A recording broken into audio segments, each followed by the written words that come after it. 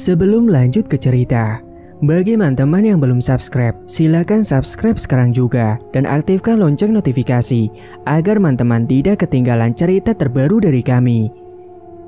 Dan tidak usah lama-lama, langsung saja kita masuk ke ceritanya. Selamat mendengarkan. Pak, aku pengen punya motor kayak teman-teman aku yang berangkat sekolahnya naik motor semua, Pak, ucap Andi. Tuh, Pak, Andi minta motor, dengar gak? Timpal Bu Padmi. Iya Bu, Bapak dengar, Bapak gak budek. Ya kamu sabar Di, doakan Bapak biar warung bubur ayamnya laris manis. Sekarang kan warungnya masih sepi. Ya Bapak coba cari cara lain kek. Gimana caranya supaya dapat uang banyak? Kata Bu Padmi. Cara apa toh Bu? Kita gak ada modal lebih, ujar Pak Roni. Malam itu pun seketika saat mereka sedang makan malam bersama, semuanya mendadak jadi hening karena pembicaraan yang membuat Pak Roni menjadi terdiam. Keesokan harinya, Pak Roni seperti biasanya pergi ke pasar untuk belanja dan bersiap-siap untuk berjualan di warungnya. Setelah selesai membeli bahan-bahan, Pak Roni langsung segera pulang ke rumah. Dan setibanya di rumah, segeralah Bu Padmi membantu suaminya masak untuk persiapan berjualan. Bu Padmi memasak beras yang nantinya akan dijadikan bubur, sementara Pak Roni membuat sambalnya. Tidak hanya itu, mereka saling berbagi tugas untuk mengiris seledri, menggoreng kacang dan menyuwir ayamnya. Kali ini, Bu Padmi membuat buburnya tidak terlalu banyak, karena takut seperti kemarin membuat terlalu banyak porsi, akan tetapi sisanya masih banyak. Ketika semuanya sudah selesai, Pak Roni bersiap-siap untuk pergi ke warung bubur ayamnya yang ada di depan jalan utama. Bu Padmi ikut ke warung untuk membantu bersiap-siap buka warung.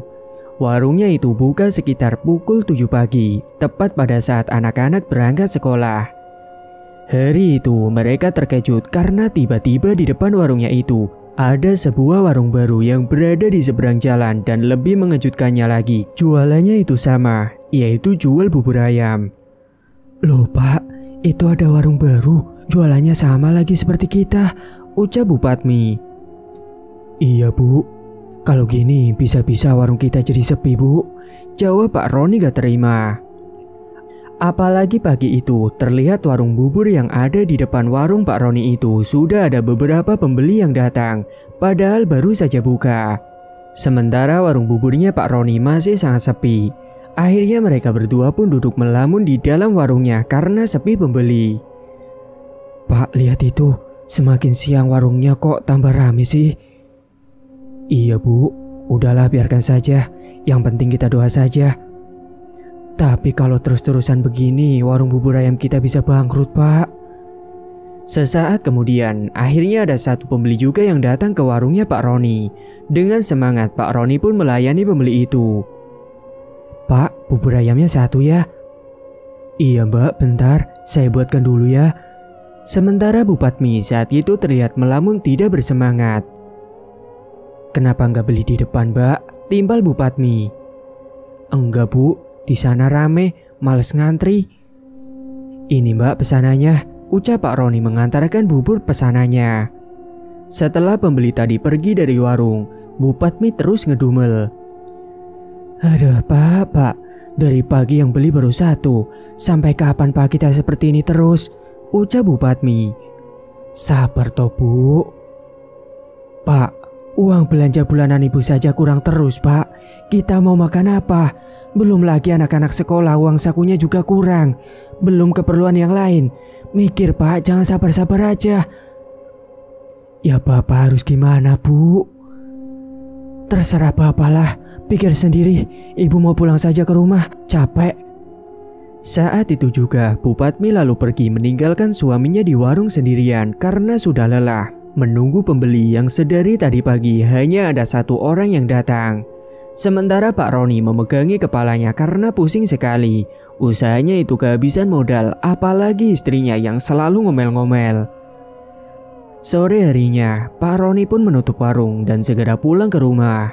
Bubur yang dibuatnya sejak pagi itu masih utuh karena seharian hanya ada satu orang pembeli saja. Sesampainya di rumah, Pak Roni terlihat lesu tidak bersemangat. Sedangkan sore itu Bu Padmi tengah duduk di depan teras dengan wajah yang terlihat cuek. "Bu, tolong buatkan Bapak teh hangat." "Buat saja sendiri, Pak." "Astagfirullah, Bu. Bapak ini capek habis kerja, mbok yo dilayani." "Alah, kerja apa-apa, Pak? Kerja nggak ada hasilnya juga. Palingan cuma duduk melamun aja." "Ya tapi tetap aja capek toh, Bu. Ya sudah, kalau ibu nggak mau buatin, Bapak buat sendiri aja." "Nah itu tahu." Malam harinya, tatapan Pak Roni melamun, kosong. Dia duduk di ruang tamu sendirian. Tiba-tiba saja anaknya yang pertama datang menghampiri Pak Roni. "Pak, tadi aku ditegur sama guru. Katanya sudah telat bayar SPP dan harus segera dibayar karena sudah nunggak 3 bulan. "Iya, Di, sabar ya. Nanti juga pasti Bapak bayar kok." "Tapi kapan, Pak? Aku malu sama teman-teman sama guru juga." Sesaat kemudian, Nela anaknya yang bungsu datang dan meminta untuk dibelikan sepeda baru. "Pak, aku pengen sepeda baru, Pak. Aku pengen berangkat sekolah naik sepeda kayak teman-teman," ucap Nela. "Nela, kamu kan bisa jalan kaki. Sekolah kamu kan deket, apalagi kan bisa nanti diantarkan oleh ibu." "Ibu kan bantu Bapak di warung. Mana ada waktu buat nganterin Nela, Pak?" timpal Bu Padmi yang datang tiba-tiba. "Gimana, Pak? Anak-anak permintaannya banyak. Masa iya kita harus hidup seperti ini terus, Pak?" "Ibu tolong jangan malah menyudutkan Bapak seperti itu. Bapak pusing, Bu." Seketika Bu Padmi mengulurkan tangannya meminta uang kepada Pak Roni. "Mana, Pak, uang bulanannya? Ini kan sudah waktunya Bapak ngasih uang buat belanja kebutuhan rumah, Pak." "Ibu kan tahu warung bubur ayam kita masih sepi. Tadi saja cuma dapatnya 5.000. Bapak juga bingung besok mau jualannya lagi gimana. Gak ada modal." "Kan masih ada uang simpanan sedikit bisa buat modal, Pak." Keesokan harinya, Pak Roni pergi lagi ke pasar untuk belanja. Kali ini Pak Roni memakai uang simpanannya yang terakhir untuk modal belanja. Saat di pasar, Pak Roni menemukan sebuah koran. Dan koran yang ditemukannya itu langsung dibawa pulang. Lalu dibawa ke warung untuk membaca sembari menghilangkan suntuk menunggu pembeli yang datang. Pagi itu, Pak Roni pergi ke warung lebih awal karena hari ini dia membuat buburnya lebih sedikit dari kemarin. Padahal sudah buka warungnya lebih pagi, tapi ternyata warung baru yang ada di depan warungnya itu sudah laris pembeli, bahkan buka lebih dulu darinya. "Gak bisa dibiarin ini. Kalau gini terus aku bisa bangkrut," gumam Pak Roni. Saat itu Bu Padmi tidak ikut ke warung karena dia malas, pastinya warungnya akan sepi. Sambil menunggu pembeli, Pak Roni membaca koran yang tadi ditemukannya di pasar. Saat membaca koran tersebut, di dalam ada informasi tentang dukun santet. Dan entah apa yang membuat Pak Roni terhasut oleh setan sehingga memiliki pikiran untuk menyantet Pak Guntur, pesaing warung bubur ayam yang ada di depan warungnya itu. "Lihat saja nanti kau," ucapnya dengan licik dan tatapan tajam ke arah warungnya Pak Guntur. Singkat cerita, hari berikutnya Pak Roni tidak berjualan dan dia berpamitan kepada istrinya mau pergi ke rumah teman yang ada di luar kota. "Bu, Bapak pagi ini mau pergi dulu ke rumah teman Bapak yang ada di luar kota." "Loh, mau ngapain, Pak? Terus Bapak nggak jualan?" "Iya, Bu, Bapak nggak jualan dulu. Ada urusan, Bapak mau minjam uang sama dia." "Ya sudah, Pak. Hati-hati ya. Oh iya, berapa hari di sana, Pak, kira-kira?" "Belum tahu juga, Bu." Saat itu Pak Roni pun segera pergi menuju ke rumah temannya yang ada di luar kota untuk pinjam uang. Uang itu akan digunakan sebagai mahar untuk dukun santet. Dan sisanya bisa untuk modal selanjutnya jualan bubur ayam di warungnya yang hampir bangkrut itu. Dia berangkat naik bus dengan uang sisa belanja kemarin. Beberapa jam kemudian, Pak Roni akhirnya sampai juga di rumah temannya yang bernama Anto. Pak Anto sudah menjadi pengusaha sukses dan kaya raya. Saat itu, Pak Roni menyambangi rumah dengan mengetuk pintu dan mengucap salam terlebih dahulu. Tak berselang lama setelahnya Pak Anto keluar membukakan pintu dan menemui Pak Roni. Roni? Iya Anto, apa kabar sekarang? Aku baik Ron, ayo masuk dulu, kita ngobrol di dalam, sudah lama kita nggak ketemu. Mereka sudah beberapa tahun tidak bertemu karena sekarang teman dekat Pak Roni dulu itu sekarang ikut di kota istrinya, sehingga sangat jarang sekali untuk bertemu. Roni langsung mengungkapkan tujuannya datang ke rumah Pak Anto, yaitu untuk meminjam uang. Apa kabar Ron? Tumben banget datang ke sini. Ya nggak baik-baik saja sebenarnya aku Anto. Aku datang ke sini juga sebenarnya mau minta bantuan sama kamu. Bantuan apa Ron? Kalau boleh aku mau pinjam uang sama kamu. Soalnya usaha bubur ayam aku sudah hampir bangkrut. Aku nggak ada modal lagi. Kamu butuh berapa emangnya? Tanya Anto. Kalau ada 20 juta Anto. Bentar aku ambilkan dulu ya. Saat itu Pak Anto segera masuk ke dalam kamar untuk mengambil uang. Sementara Pak Roni berada di ruang tamu sembari melihat-lihat semua isi rumah temannya itu. Sesaat kemudian, Pak Anto kembali membawakan uang yang diletakkan di dalam amplop coklat dan diberikan kepada Pak Roni. Ini Ron uangnya. Makasih Anto, nanti kalau aku sudah ada uangnya pasti aku kembalikan segera. Iya santai aja kali. Setelahnya Pak Roni pun berpamitan untuk pulang. Namun setelah dari rumah temannya itu beliau tidak langsung pulang ke rumah. Akan tetapi pergi ke tujuan utamanya, yaitu pergi ke rumah dukun santet. Singkat cerita, Pak Roni akhirnya sampai juga di rumahnya dukun santet. Rumahnya itu sangat mewah dan juga berlantai 2. Saat itu di depan rumahnya sudah ada banyak pasien yang mengantri. Karena datangnya terakhir, Pak Roni pun harus ikut mengantri giliran dipanggil.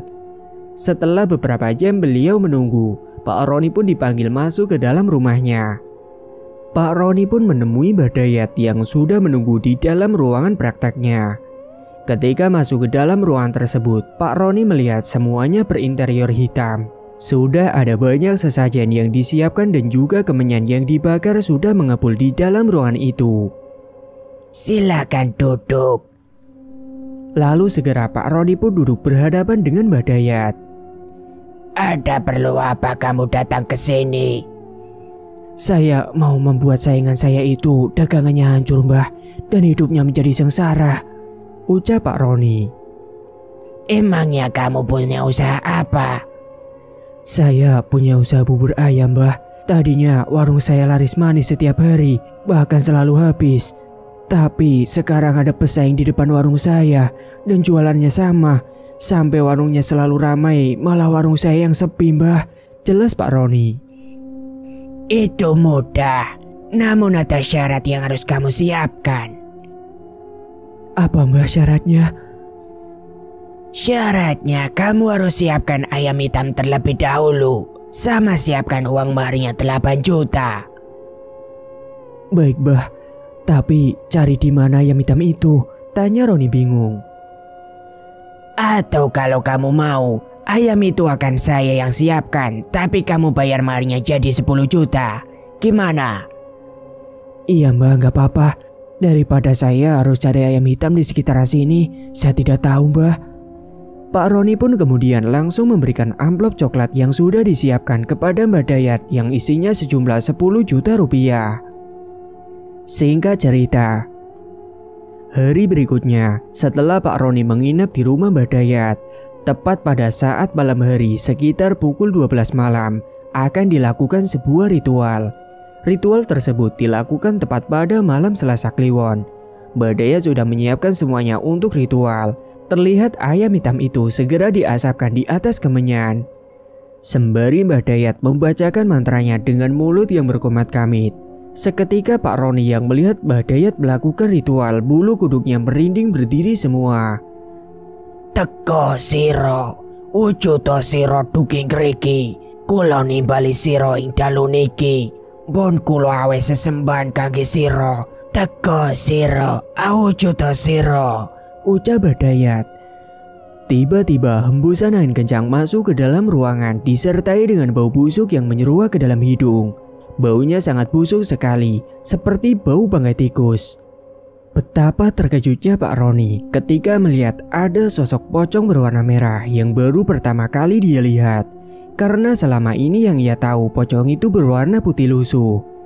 Namun kali ini pocong yang berdiri di sampingnya Mbak Dayat berwarna merah menatap tajam ke arah Pak Roni. Tubuhnya langsung gemetaran ketika melihat sosok itu. Wajahnya sangat menyeramkan dan berwarna merah.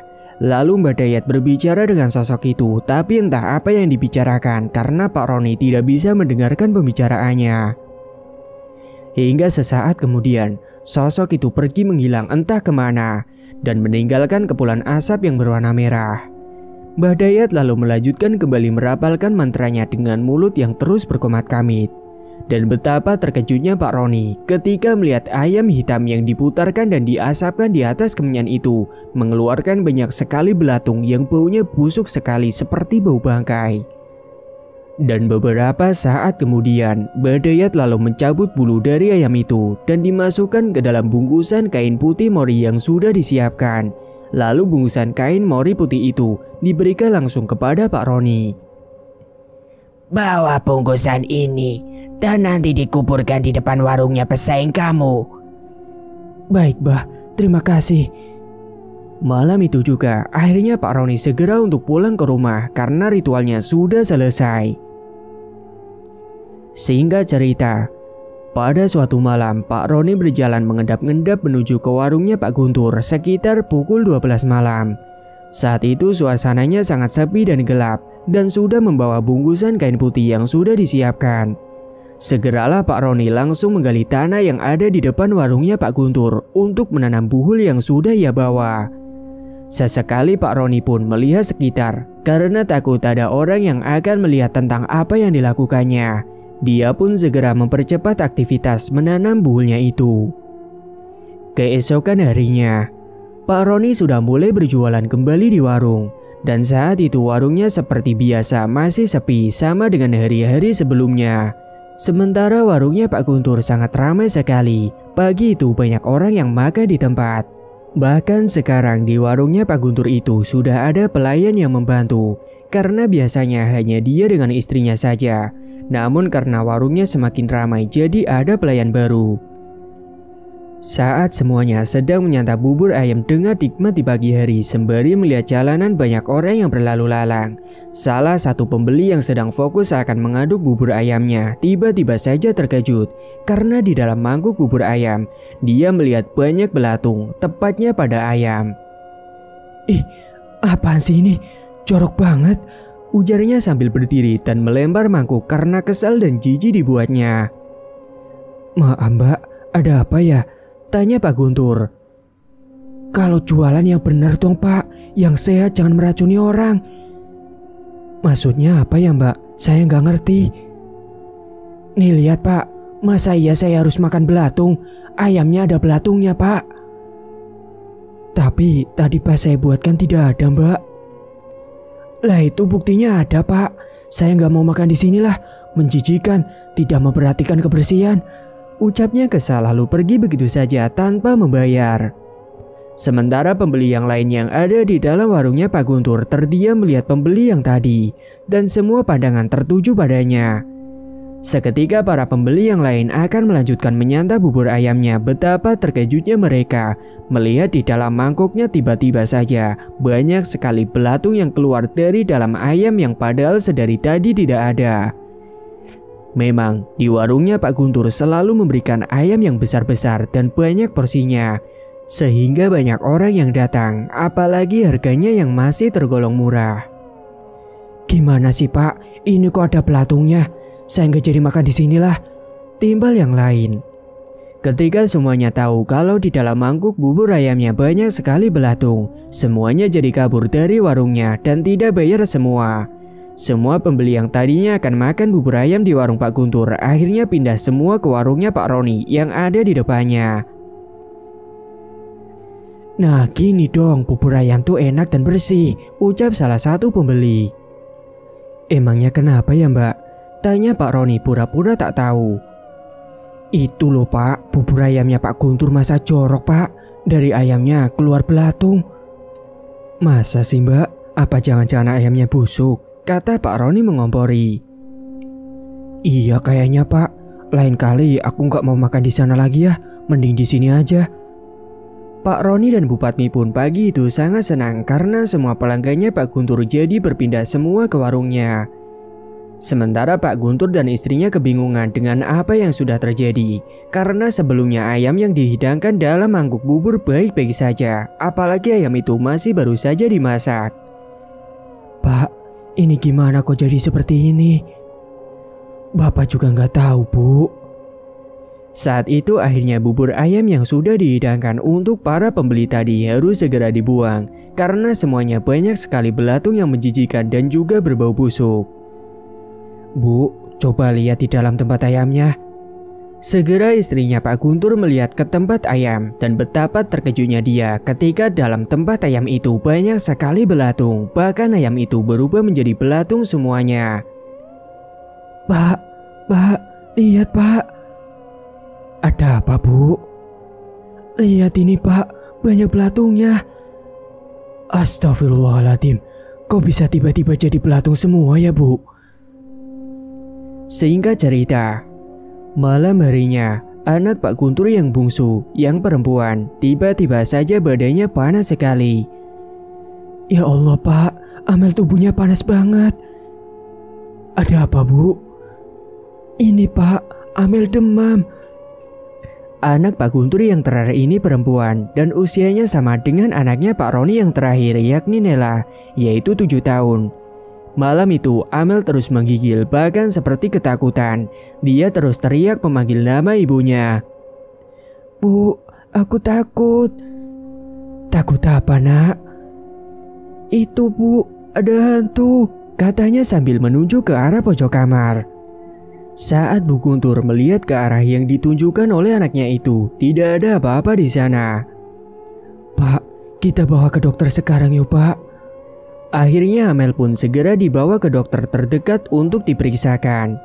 Hingga sesampainya di dokter, Amel pun segera diperiksa. Setelahnya Amel diberikan resep obat demam karena tidak ada penyakit serius. Hingga sekitar pukul 10 malam, Amel merintih kesakitan pada kepalanya.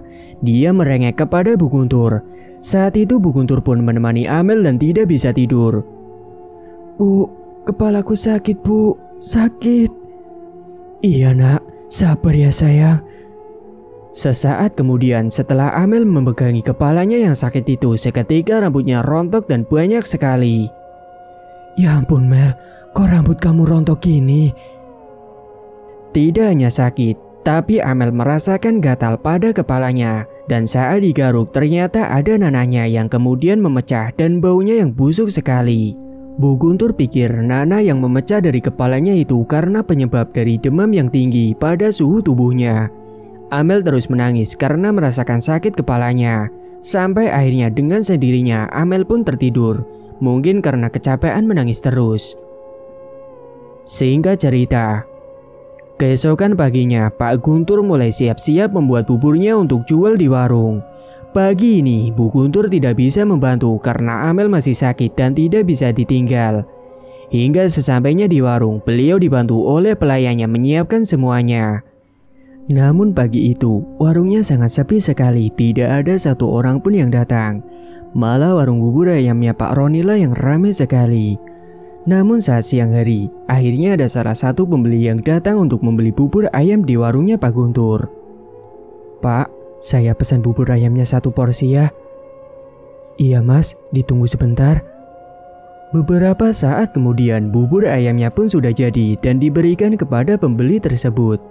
Ketika pembeli itu akan makan bubur ayamnya, betapa terkejutnya ia karena di dalam ayamnya keluar banyak sekali belatung. Apa-apaan ini Pak? Kok menjijikan sekali? Ada apa mas? Nih lihat Pak, ayamnya banyak belatungnya. Masa sih mas? Tadi nggak ada loh. Saya nggak mau tahu. Saya nggak mau makan di sini lagi. Dan saya nggak akan bayar. Ucapnya dan pergi meninggalkan warung Pak Guntur. Astagfirullah, kok bisa seperti ini lagi ya? Padahal tadi tidak ada apa-apa. Gumam Pak Guntur heran. Setelahnya Pak Guntur melihat ke tempat suwiran ayamnya dan kejadian yang sama seperti kemarin. Ayamnya kembali banyak sekali belatung yang busuk. Hari itu terpaksa Pak Guntur menutup langsung warungnya karena percuma kalau masih buka. Yang ada ayamnya hanya isinya belatung semua. Assalamualaikum. Waalaikumsalam. Loh Pak, sudah pulang jam segini? Sudah habis ya buburnya? Cecar Bu Guntur. Habis gimana Bu? Wong malah masih utuh. Jawabnya sambil duduk di kursi ruang tamu samping istrinya. Masih utuh kok pulang Pak? Ayamnya sama seperti kemarin Bu. Banyak belatungnya. Jadi ya Bapak mending tutup warung saja. Kok bisa sih Pak? Padahal kan itu tadi ayamnya baru beli. Apa dari sana memang kualitas ayamnya buruk Pak? Iya juga ya Bu. Kalau gitu besok Bapak akan beli ayamnya coba di tempat lain saja. Sementara pagi itu, Pak Roni dan Bu Patmi sangat sibuk di warung karena sangat ramai melayani para pembeli. Pak, saya duluan Pak. Pak, saya kan datangnya lebih awal. Para pembelinya saling berebut minta dilayani lebih dulu karena perut sudah keroncongan pagi itu. Tolong sabar ya, semuanya nanti pasti kebagian kok, ucap Pak Roni. Siang harinya, warung Pak Roni dan Bu Patmi sudah habis bubur ayamnya. Mereka pun bersiap-siap untuk pulang. Tak lupa mereka menghitung uang yang didapat dari itu di warungnya. Alhamdulillah Bu, akhirnya warung kita ramai terus. Iya Pak, tapi kok bisa ya Pak? Ya mungkin sudah menjadi rezeki kita Bu. Selama ini Bu Patmi tidak tahu kalau suaminya sudah mendukun dan yang membuat warungnya menjadi ramai seperti sekarang. Setelah selesai menghitung uangnya, mereka pun segera untuk pulang ke rumah. Siang itu, Amel masih terus merintih kesakitan dan seperti ketakutan. Waktu itu ketika sedang duduk di ruang tamu bersama dengan Bu Guntur, Amel melihat ada sosok pocong merah yang berdiri tepat di ambang pintu rumahnya. Sontak Amel pun berteriak, kemudian menenggelamkan wajahnya di tubuh ibunya. Kamu kenapa nak? Aku takut Bu. Takut kenapa? Itu Bu, ada pocong warnanya merah, ucapnya sambil menunjuk ke arah pintu. Udah nggak ada, jawab Bu Guntur menenangkan. Lalu perlahan-lahan Amel mencoba mengintip ke arah pintu mendengar jawaban dari ibunya. Akan tetapi saat dia melihat kembali ke arah pintu, ternyata sosok pocong merah itu masih berada di ambang pintu dengan pakaian warna merah, dengan wajah yang kosong dan juga menyeramkan menatap tajam ke arah Amel. Sontak Amel pun berteriak kembali. Ibu bohong, itu pocongnya masih ada di pintu. Ibunya sambil mengumpet kembali di tubuh ibunya. Saat itu akhirnya Bu Guntur membawa Amel ke dalam kamarnya. Udah ya, kamu istirahat aja ya. Ibu mau ke depan dulu mau nyapu. Bu, aku takut. Udah gak apa-apa, siang-siang gak ada apa-apa kok. Setelahnya Bu Guntur meninggalkan Amel begitu saja di dalam kamar karena akan menyapu lantai yang kotor banyak debu. Sedangkan Amel yang berada di dalam kamar ketakutan. Dia memeluk bantal guling dengan eratnya dan menenggelamkan tubuhnya di balik selimut. Seketika Amel mencium bau busuk seperti bau bangkai yang menyeruak ke dalam hidungnya. Saat yang bersamaan, hembusan angin kencang masuk ke dalam kamarnya membuat suasana menjadi dingin. Sejenak Amel melihat ada sekelibat bayangan merah yang melintas di depannya. Kemudian bayangan merah itu terhenti di pojok kamarnya dan perlahan muncul sosok pocong merah yang berdiri tepat di pojok kamarnya. Sontak Amel pun berteriak dengan kencang. Bu Guntur yang mendengar teriakan anaknya itu segera menghampiri ke dalam kamarnya. Ada apa nak? Namun saat itu Amel hanya menangis dan ketakutan sambil memeluk bantal gulingnya. Sini peluk ibu, gak usah takut. Setelah dipeluk oleh ibunya, Amel sudah merasa sedikit tenang dan sosok pocong itu sudah tidak ada lagi di pojok kamarnya. Namun sesaat setelahnya Amel merintih kesakitan pada kepalanya. Sakit Bu kepalaku. Ya Allah, kamu sakit lagi kepalanya, Dok. Bu Guntur mencoba memijit kepalanya Amel perlahan agar ia tidak merasakan sakit lagi. Tapi malah ketika beliau memijit kepala Amel, tiba-tiba saja di jari tangannya banyak sekali rambut yang rontok. Astagfirullah, kok bisa rontok gini Mel rambut kamu? Pak, sini pak, teriak Bu Guntur. Ada apa sih Bu kok teriak-teriak? Ini pak, lihat rambutnya Amel kok rontok terus, baunya busuk lagi, ada nananya di kepala. Mungkin Amel itu panas dalam kali Bu, jawab Pak Guntur. Singkat cerita, malam harinya saat tengah malam, Amel tak bisa tidur. Dia terus merintih kesakitan pada kepalanya. Gangguan demi gangguan terus menghampiri, membuat dia semakin ketakutan. Malam itu tiba-tiba saja terdengar suara dentuman yang sangat keras dari atap rumahnya. Pak Guntur dan istrinya yang mendengar suara dentuman itu kemudian beranjak ke depan rumah untuk melihat apa yang terjadi. Saat mereka keluar rumah, ketika melihat ke atap rumahnya, betapa terkejutnya mereka berdua ketika melihat di atas atap rumahnya ada sosok tinggi besar dengan kedua matanya yang merah menyala menatap tajam. Tubuhnya berbulu hitam dan baunya sangat busuk sekali. Astagfirullahaladzim, ucap mereka berdua. Ketika mereka sedang berada di depan rumah, tiba-tiba mereka mendengar Amel yang berteriak dari dalam kamarnya. Itu Amel kenapa Bu? Gak tahu Pak, ayo lihat ke dalam. Betapa terkejutnya mereka ketika melihat Amel sudah terjatuh di bawah ranjang sambil merintih kesakitan. Astagfirullah Dok, kok bisa dibawa seperti ini Dok? Sakit Bu, sakit. Rintihnya menahan kesakitan. Ya Allah, gimana ini Pak? Bapak juga pusing Bu, mau kita bawa ke dokter tapi gimana uangnya? Uang kita sudah habis. Terus gimana Pak? Bapak buatkan kompresan ya Bu. Saat itu Pak Guntur pun beranjak ke dapur untuk membuatkan kompresan. Namun ketika dia berada di dapur, tiba-tiba saja Pak Guntur mencium bau bangkai seperti bau bangkai tikus.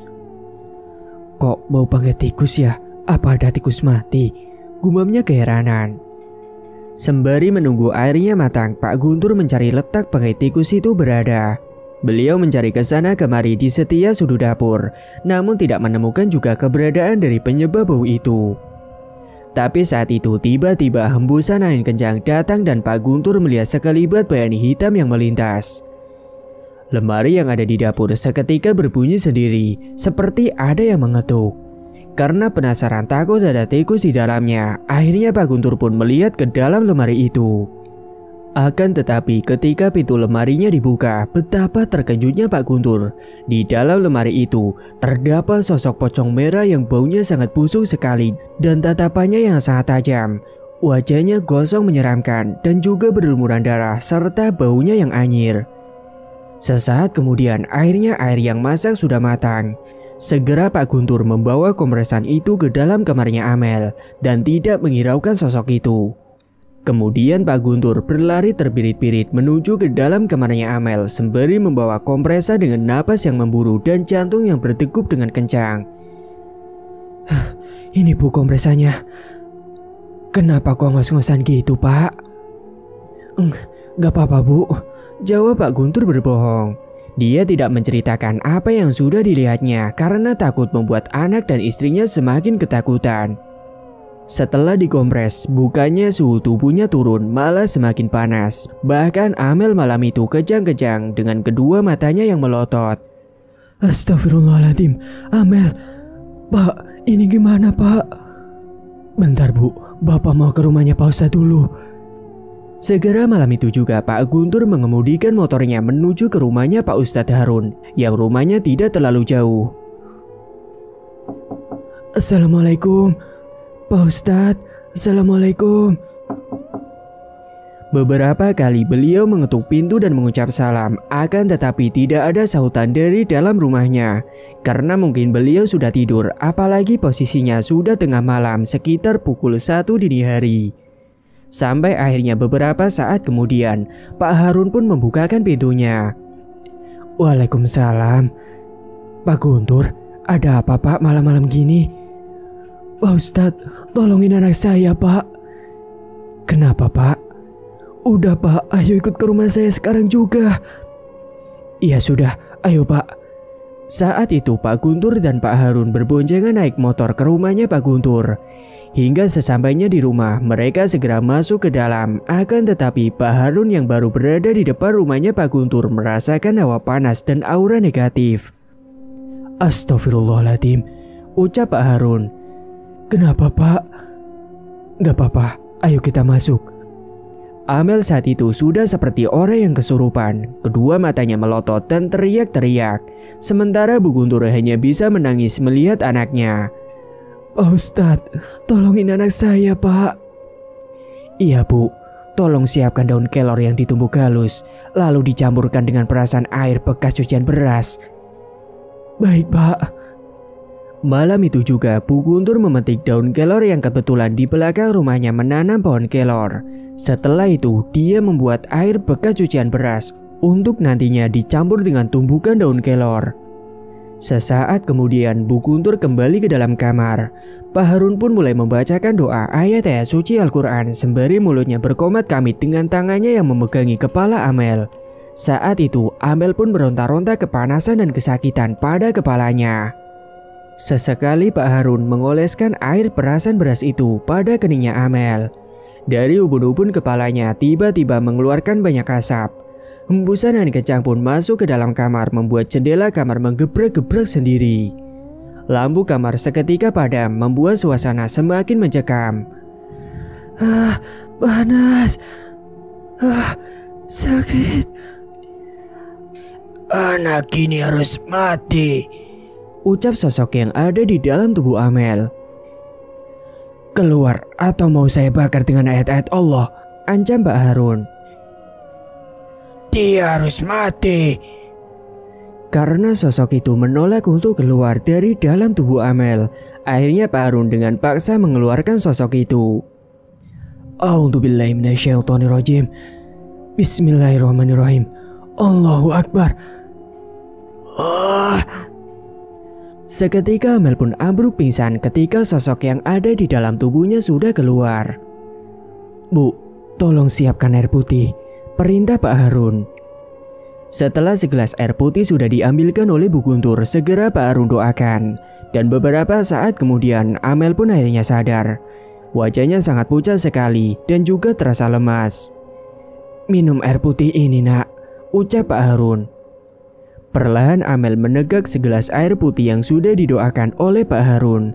Setelah meminum air putih itu, tiba-tiba saja Amel memuntahkan darah kental berwarna merah dan disertai dengan banyak belatung yang busuk. Astagfirullahaladzim, ucap Pak Harun. Anak saya sebenarnya kenapa Pak? Tanya Pak Guntur penasaran.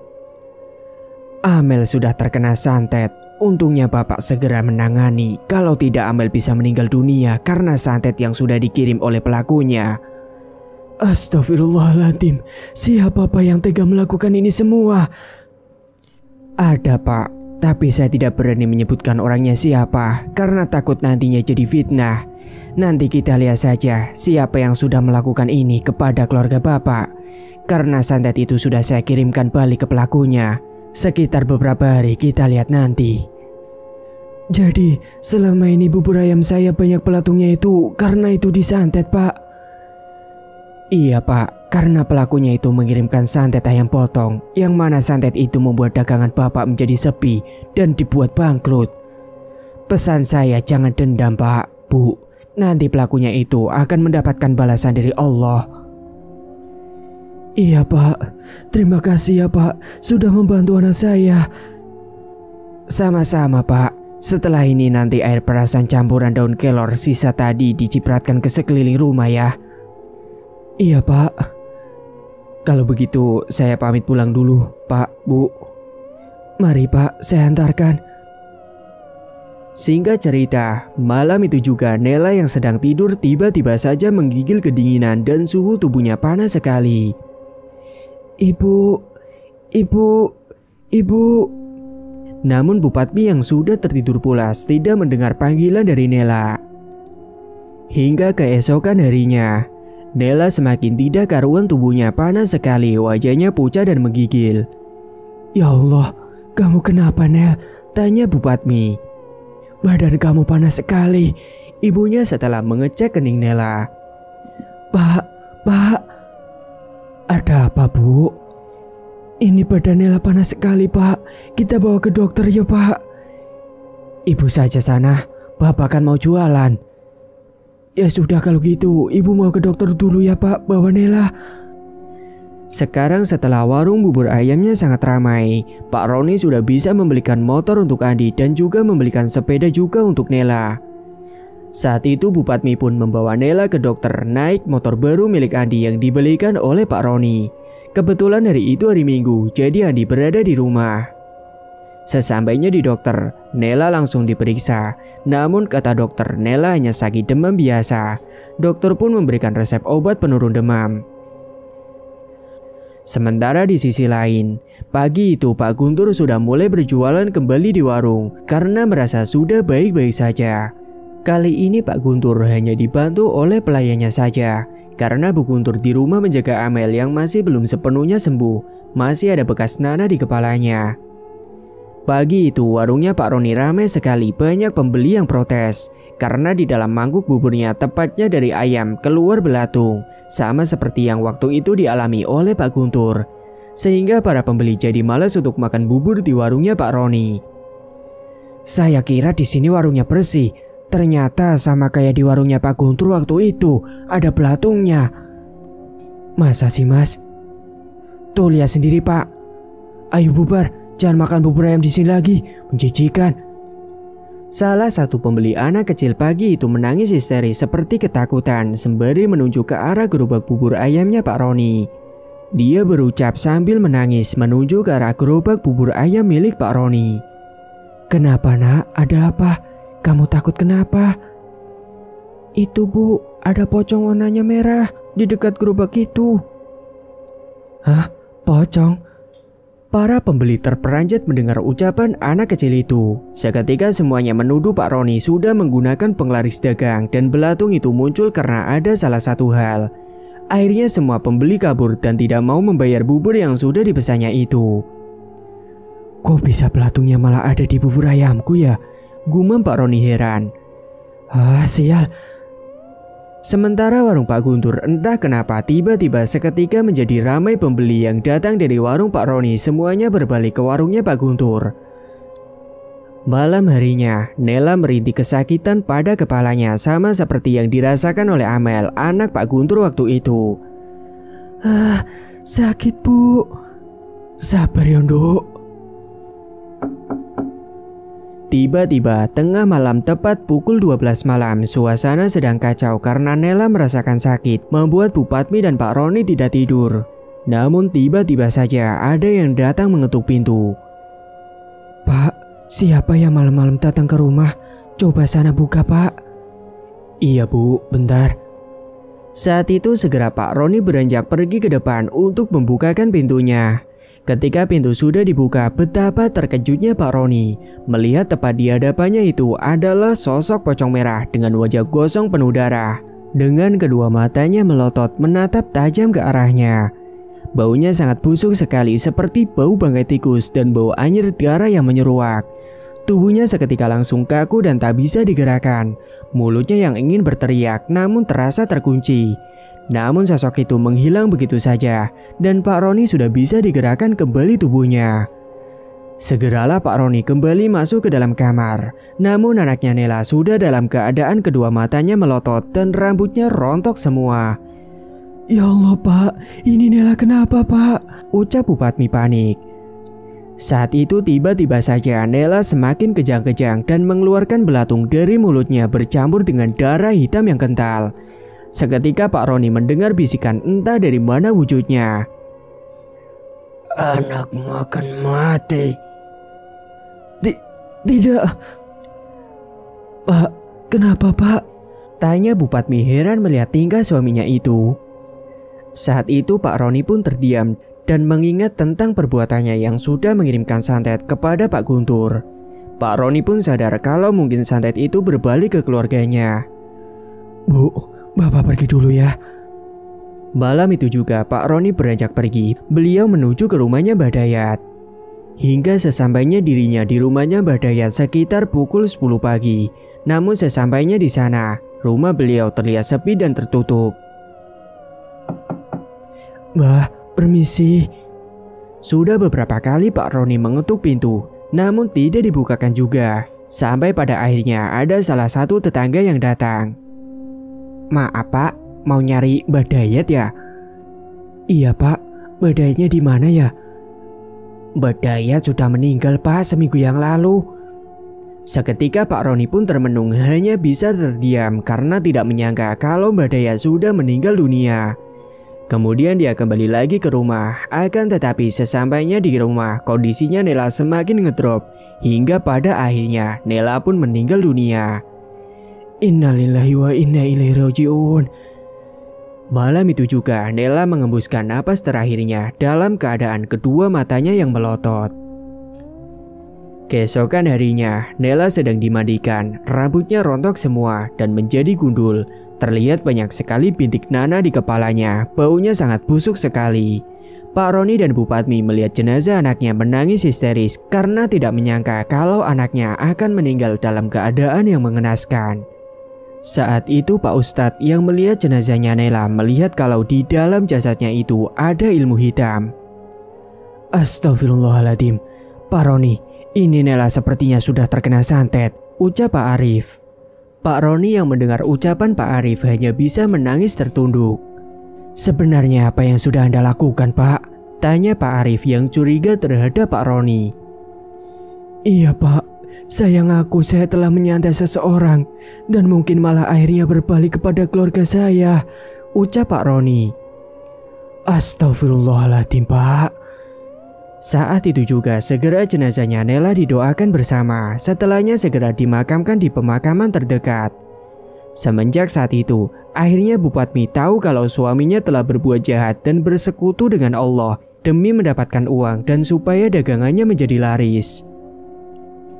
Singkat cerita, Pak Roni pun bertaubat dan menyesal dengan apa yang sudah dilakukannya. Sekarang Pak Roni mendatangi Pak Guntur dan meminta maaf atas apa yang sudah dilakukannya. Pak Guntur dan keluarga pun sudah ikhlas dengan apa yang sudah terjadi dan melupakan semuanya serta sudah memaafkan Pak Roni. Usahanya Pak Roni jadi bangkrut dan sekarang dia sakit-sakitan, hingga membuat Bu Padmi akhirnya harus bekerja jadi buruh cuci di rumah tetangganya. Sementara warung bubur ayamnya Pak Guntur semakin ramai dan bahkan sudah memiliki beberapa cabang di mana-mana. Semoga kita selalu dalam lindungan Allah. Jangan sampai kita iri dengan rezeki orang lain, karena rezeki sudah diatur oleh Yang Maha Kuasa. Dan jangan sampai kita menyekutukan Allah dengan berbagai cara untuk memperlancar usaha kita demi kepentingan dunia. Semoga kita dijauhkan dari hal-hal demikian. Setiap perbuatan pasti akan ada balasannya, karena siapa yang menanam dialah yang akan menuai hasilnya. Tamat. Cerita pun selesai. Terima kasih bagi teman-teman yang sudah menyimak cerita hingga akhir.